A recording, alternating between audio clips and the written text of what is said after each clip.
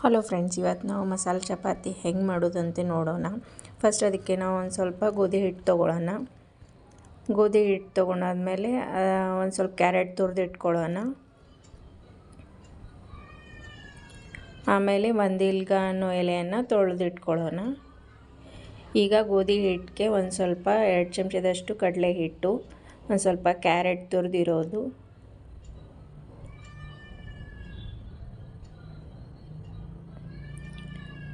ಒಂದು ಸ್ವಲ್ಪ drum stick leaves ಅಂದರೆ ನುಗ್ಗೆ ಸೊಪ್ಪು, ಅದನ್ನು ಒಣಗಿಸಿಟ್ಕೊಂಡಿದ್ವಿ. ಈಗ ಹೆಚ್ಚಿಟ್ಟಿರೋ ಒಂದೆಲ್ಗ ಕೊತ್ತಂಬರಿ ಸೊಪ್ಪು,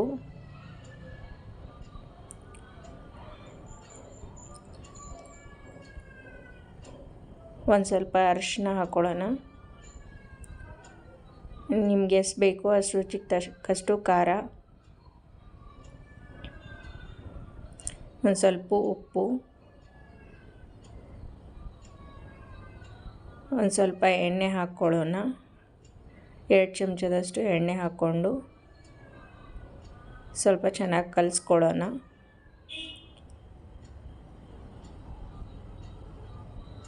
ಚೆನ್ನಾಗಿ ಕಲಿಸ್ಕೊಂಡಾದ್ಮೇಲೆ ಈಗ ಸ್ವಲ್ಪ ನೀರು ಹಾಕ್ಕೊಂಡು ಕಲಿಸ್ಕೊಳ್ಳೋಣ.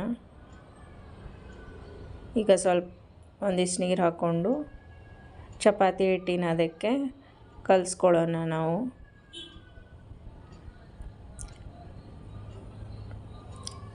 ಈಗ ಇದೆಲ್ಲ ಕಲಸಾಗಿದೆ. ಈ ಹದಕ್ಕೆ ಕಲಸಿರಬೇಕು.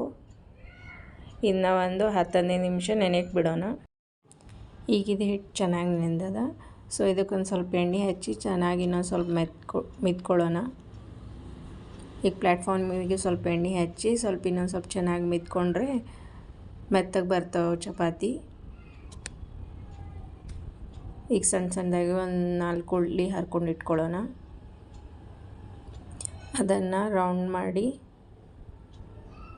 ನಾವು ಚಪಾತಿನ ಚಿಕ್ಕ ಚಿಕ್ಕ ಚಪಾತಿಯಾಗಿ ಲಟ್ಟಿಸ್ಕೊಂಡು, ನಾವೀಗ 3 ಮೂಲೆ ಚಪಾತಿಯನ್ನು ಮಾಡ್ತಿದ್ದೀವಿ.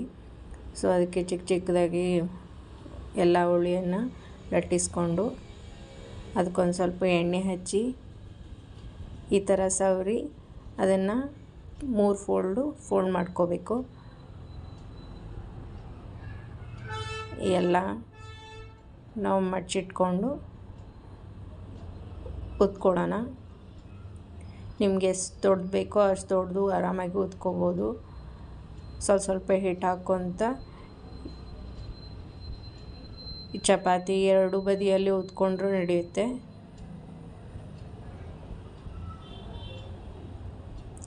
ಇದಕ್ಕೆ ತವಿ ಮೇಲೆ ಹಾಕೋಕ್ಕಿಂತ ಮುಂಚೆ ಸ್ವಲ್ಪ ಎಣ್ಣೆ ಹಚ್ಕೊಂಡು ತವಿ ಮೇಲೆ ಹಾಕಿದರೆ ಮೆತ್ತಗೆ ಬರ್ತಾವೆ ಚಪಾತಿ. 2 ಸೈಡ್ ಎಣ್ಣೆ ಹಾಕಿ ಬೇಯಿಸೋಣ.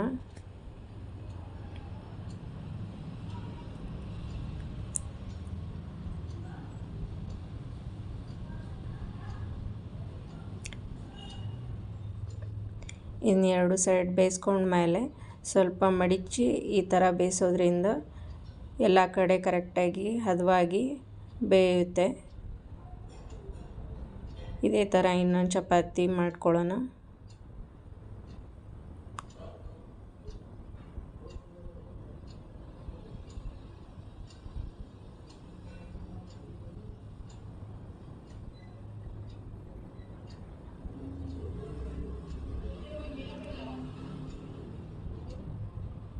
ನೀಟಾಗಿ ಹೊಳ್ಳಿಸ್ಕೊತ ಎಲ್ಲ ಕಡೆ ಬೇಯಿಸ್ಕೊಂಡ್ರೆ ಚಪಾತಿ ನೀಟಾಗಿ ಮೆದುವಾಗಿ ಬರುತ್ತೆ. ಈ ಥರ ಹೊಳ್ಳಿಸ್ಕೊಂಡು ಬೇಯಿಸ್ಕೊಳ್ಳೋಣ. ಈಗ ಮಸಾಲ ಕ್ಯಾರೆಟ್ ಚಪಾತಿ ರೆಡಿಯಾಗಿದೆ. ಇದನ್ನ ಉಪ್ಪಿನಕಾಯಿ ಜೊತೆ ಹಚ್ಕೊಂಡು ತಿನ್ಬೋದು.